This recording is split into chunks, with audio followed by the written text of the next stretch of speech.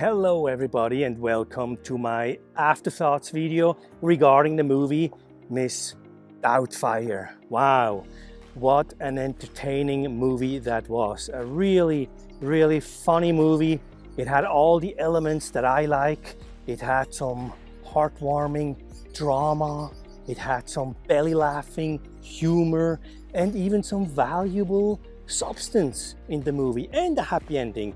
And of course it was a brilliant concept and great writing.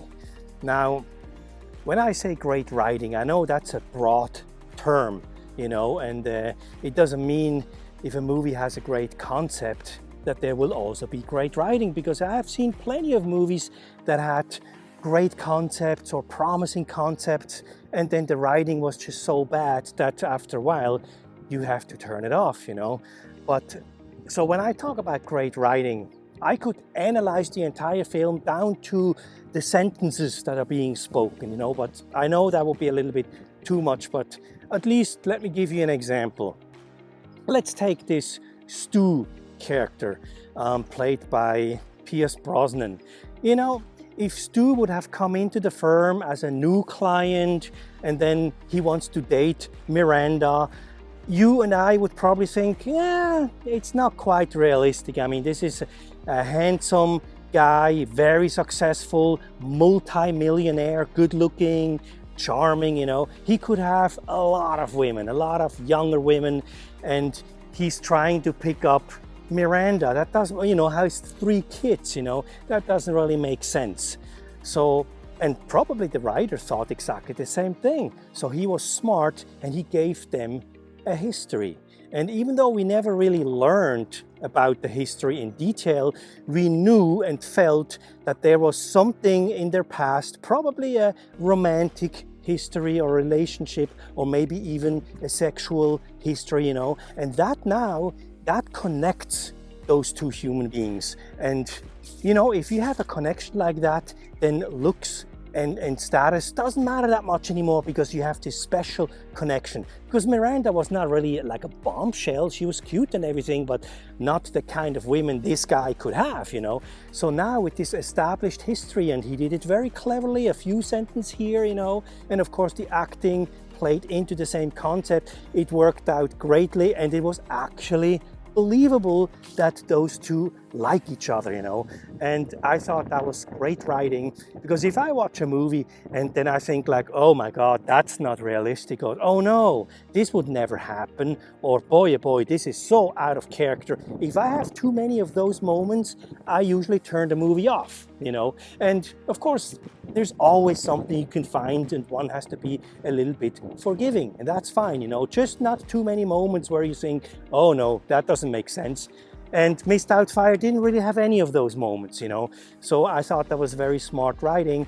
Also, the choice the writer took to establish Stu as a pretty good guy, I mean, this guy, for example, he really adored the kids, and he even was carrying the little one on his arm all the time. And he invited Miss Doubtfire, gave her compliments, invited her to the restaurant and to the pool party, everything. He even said, hey, go to the bar, take whatever you want to, put it on my tab. He always paid for everything, and even agreed to sit in the smoking section in the restaurant. So he was a pretty good guy, and therefore it made it real interesting, because now he has become a real threat, and therefore the stakes go up, because it was very believable that Miranda would actually fall for this guy and calls it quit with Daniel. So that was a real threat. So that was very interesting, because if Stu would have been a jerk and would talk bad about the kids behind their backs and stuff like that, then you would think like, well, I mean, this won't last. Sooner or later, Miranda will find out what a jerk he is, and then it's over. So there's no real threat anymore, So that's why I say it was clever writing. And I also I mentioned substance earlier. I liked that the movie had some great substance in it. Just the fact that Daniel was forced to become a better father while he was playing Miss Doubtfire. That was great to see, because, he saw his own family through somebody else's eyes, so to speak, as you know, Miss Doubtfire. So that was very interesting. And then Miss Doubtfire, of course, brought a lot of values to the family as well. It was great. First, she complimented the kids, and then later on, she told them, you gotta do your homework, you know. And then she also told the kids, for example, that they shouldn't argue with the mother in front of a complete stranger. And I thought that was very appropriate. That was a very good advice. And, you know, that kids should not argue with the parents, especially not in front of complete strangers.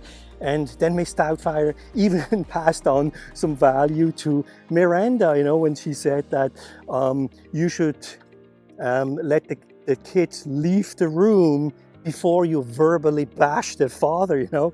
And of course that was a little bit self-protection, but also it's a very good value. I mean, you should not bash the other spouse in front of your kids, you know. So that's all stuff that I think if a family watches this movie, it's all stuff we should take on and live up to those values. So that was good stuff, you know, good stuff. And then of course the humor. I mean, the second act of the movie was full of humor. So if you ask me what was my favorite line or my favorite scene, I don't think I could find one, because there's just so much good stuff. I mean, everything was funny from the get-go when Daniel called to apply for the job, for example. I mean, that little montage was just hilarious, you know. I am job, you know. And then of course it went on. I mean, Daniel trying constantly to hide his true identity. That was just hilarious, and that opened up, of course, the story for a lot of funny situations and funny moments. And the entire second act was just full of witty and clever lines. So I have to say, very, very funny movie. And good humor, good clean humor, you know, for the whole family. So I really, really like that.